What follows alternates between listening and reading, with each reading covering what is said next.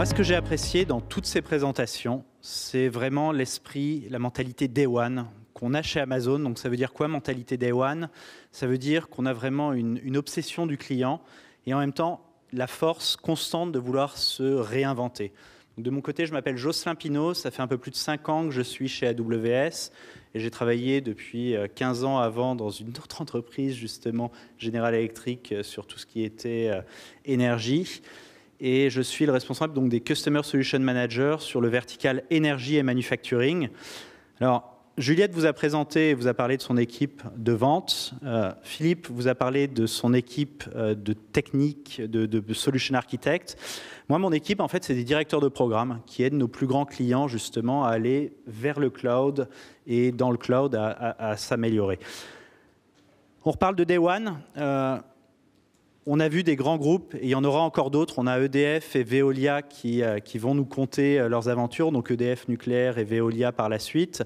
Mais Day One, c'est aussi l'esprit start-up qu'on retrouve dans des grands groupes, qu'on retrouve chez Amazon et qu'on retrouve surtout chez des start-up. Donc j'aimerais inviter à la barre Maxence Garçon, qui fait partie de Stackeez, qui est une start-up justement dans le domaine de l'énergie. Maxence. Merci Jocelyn.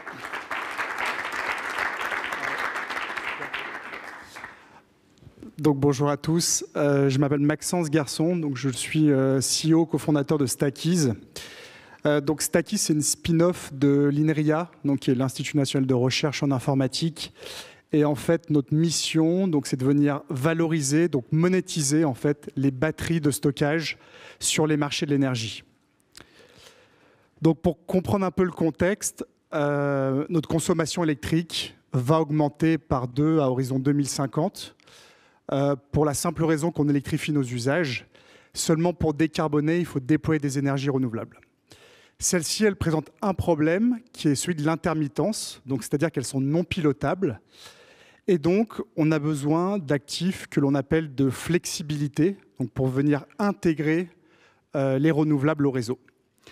Et une des solutions, donc, c'est d'intégrer des batteries, donc de venir stocker l'énergie pour venir la restituer plus tard lorsqu'on en a besoin. Les batteries, elles vont être omniprésentes, donc on les retrouve aujourd'hui sur le réseau, donc ce qu'on appelle les batteries de stockage stationnaire. On va les retrouver dans nos véhicules et demain dans les usines, dans nos maisons. Donc leur capacité installée devra augmenter par un facteur de 184 à horizon 2050, alors principalement en raison des véhicules électriques. Donc notre ambition chez Stackeez, c'est d'être leader européen dans la valorisation de ces batteries sur les marchés de l'énergie. Et pour cela, on débute par la valorisation des batteries de stockage stationnaire. Donc il faut comprendre en fait le modèle de revenu de ces batteries. Le modèle d'affaires de ces batteries est aujourd'hui obsolète. Historiquement, ces batteries étaient valorisées sur un seul mécanisme de marché. Donc c'est un marché qui est rémunéré par le gestionnaire de réseau, donc notamment RTE en France. Et notamment à cause de la fluctuation des prix de l'électricité, ce mécanisme de marché s'est effondré et donc ne suffit plus à garantir la profitabilité de ces actifs. Donc il y a d'autres mécanismes de revenus qui sont adressables pour une batterie, notamment les marchés court terme de l'électricité, donc plutôt des opérations de trading. Néanmoins, les opérations sont super complexes puisque lorsque vous voulez adresser plusieurs marchés en simultané, vous avez des millions de données à traiter pour être capable de prendre la meilleure décision. Vous avez beaucoup d'incertitudes et certains marchés fonctionnent 24 heures sur 24, 7 jours sur 7.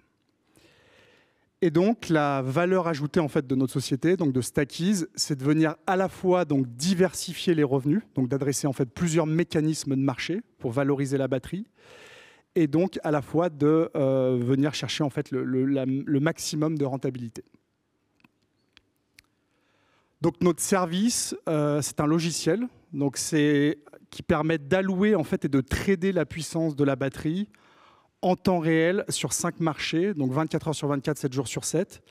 Et pour ça, on utilise en partie du Deep Reinforcement Learning pour être en mesure, pour être capable de prendre des décisions extrêmement rapidement, notamment sur les marchés de l'énergie. Donc aujourd'hui, nous, on n'a pas vocation à posséder des actifs. Donc on n'est pas des producteurs d'énergie. Nous, on est vraiment un intermédiaire entre les producteurs, donc les propriétaires d'actifs, de batteries, et les marchés.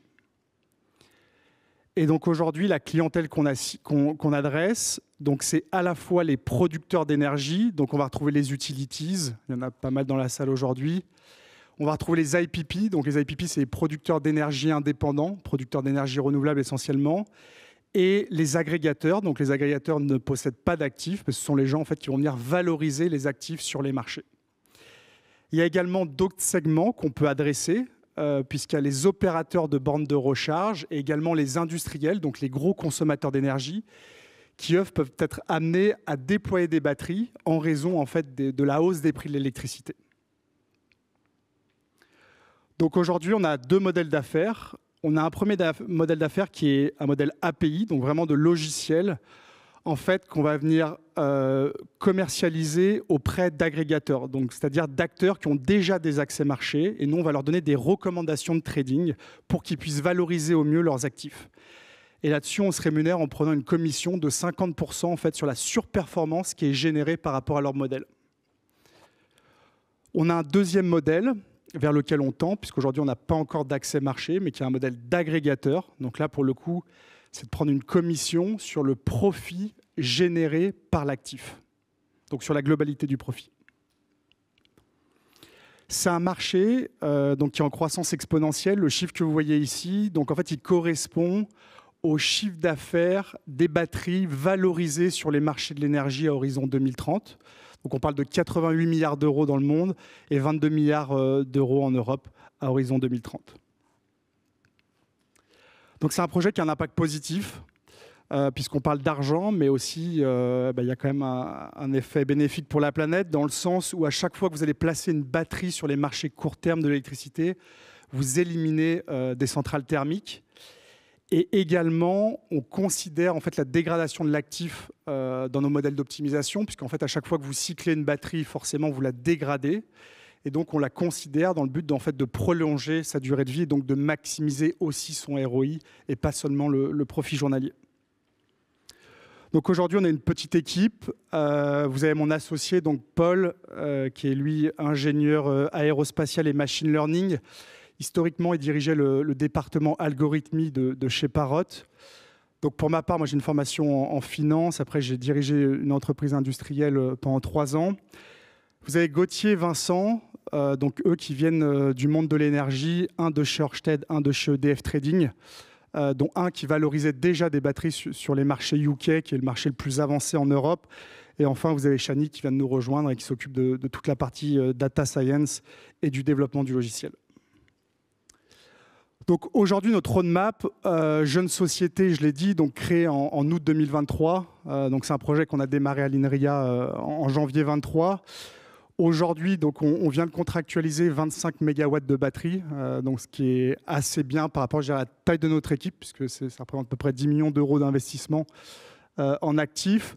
Ensuite, bien sûr, on veut se développer sur la France, l'Europe, et derrière la vision, c'est la valorisation des véhicules électriques, notamment au travers des véhicules to grid. Alors bon, c'est encore très tôt pour parler de venir les valoriser sur les marchés, mais en tout cas, les batteries de véhicules électriques seront le premier gisement de batteries et donc pourront apporter de la flexibilité au réseau, comme on en a parlé aujourd'hui.